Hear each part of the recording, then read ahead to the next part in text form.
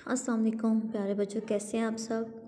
हाँ जी, तो जैसा आपको पता है कि मुल्क के हालात की वजह से सूरत हाल फिर से ख़राब हो गई है और अब हम फिर से आपके लिए वीडियो लेक्चर्स बना के बेचेंगे और उम्मीद करते हैं कि आप सब उनको अच्छे से सुनेंगे और हमें रिस्पॉन्स भी करेंगे। ठीक है, तो आज के हम अपने काम की तरफ बढ़ते हैं। आज का हमारा लेसन जो चल रहा था वो था अच्छा शायरी। ठीक है, और हासत तालुम उसका एसएलओ जो है वो है कि इबारत का मकसद समझते हुए दुरुस्त लफ्ज़ के साथ बयान कर सके। ठीक है ना, मतलब कि जो भी इबारत आपको दी गई आप उसको अच्छे से समझें और फिर आप उसको अपने अल्फाज में बयान कर सकें कि इस वाक़े या इस इबारत में ये बात की गई है। ठीक है, तो फिर अब आज हम अपने सबक की तरफ बढ़ते हैं, देखते हैं क्या करना है। तो आज का जो हमारा काम है, देखिए आज हमारी रीडिंग जो हमने कल 25 की डेट में यहाँ तक की थी, आज 26 की डेट में देखिए यहाँ से हमने रीडिंग स्टार्ट करनी है। वसीम ने कहा नहीं, मेरा ये मतलब हरगिज़ नहीं था।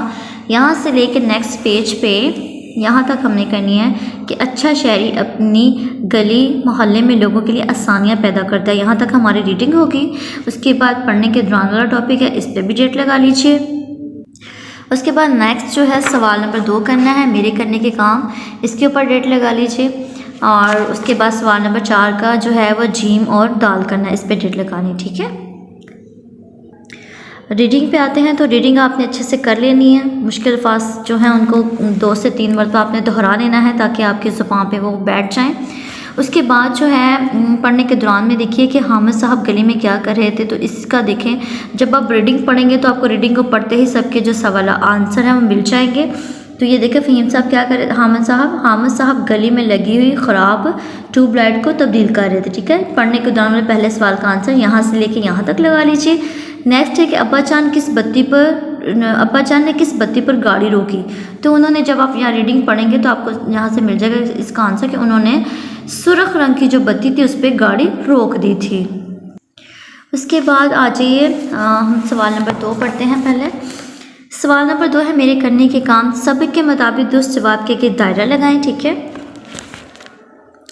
पहला है कि फ़हीम साहब बच्चों को सैर के लिए लेकर गए, पार्क में, अजायब घर में, बाज़ार में और या बाग में। तो वो कहाँ लेके थे, पार्क में लेके गए थे। उसके बाद है बच्चों ने खाली लिफाफे फेंक दिए, चादर पर, ज़मीन पर, घास पर या मेज़ पर। तो उन्होंने घास पर फेंक दिए थे। ठीक है, उसके बाद है जी जब किसी से वादा करें तो उसे भूल जाएं, याद रखें, पूरा करें या तोड़ दें। तो इसका दुरुस्त जवाब है पूरा करें। उसके बाद है ज़ख्मियों और बीमारों को अस्पताल लेकर जाती है, एम्बुलेंस, कार, बस या साइकिल। तो कौन लेके जाती है, एम्बुलेंस लेके जाती है। दूसरों के साथ पेश आना चाहिए गुस्से से, तकब्बर से, खुश अखलाक़ी से, बदतमीज़ी से। तो खुश अखलाक़ी से पेश आना चाहिए। नेक्स्ट देखिए, सवाल नंबर जीम है कि अच्छे शहरी में कौन कौन सी खूबियाँ पाई जाती हैं। अब आप अपने हमने जाना वाले टॉपिक पे आ जाइए। ये हमारे सवाल नंबर जीम का आंसर है कि अच्छे शहरी में चंद बेहतरीन खूबियाँ होनी चाहिए।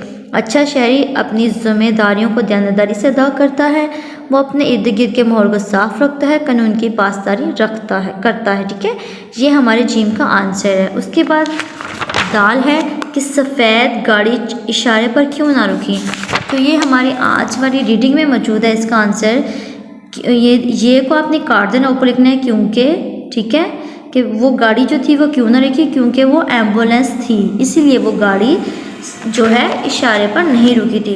क्योंकि जो एम्बुलेंस होती है वो कभी भी किसी भी इशारे पर नहीं रुकती है, हुकूमत की तरफ से उसको इजाज़त होती है, क्योंकि वो किसी मरीज़ को लेके जा रही होती है जो, और जाहिर सी बात है हमें नहीं पता होता मरीज़ किस हालत में होगा, तो इसीलिए उनको एमरजेंसी में उस मरीज़ को हॉस्पिटल पहुंचाना होता है, जिसकी वजह से उस गाड़ी को सिर्फ एम्बुलेंस को इजाज़त है कि वो इशारे पर ना रुके और अपना काम करे।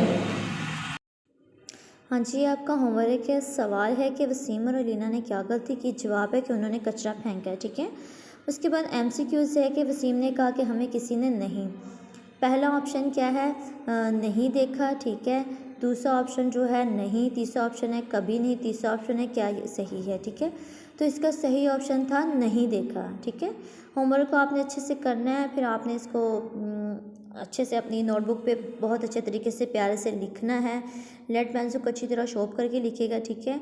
और फिर आपने इसे हमें अपलोड कर देना है, ठीक है। अपना ख़ास ख्याल रखिएगा, दुआ में याद रखिएगा। फ़ी अमान अल्लाह।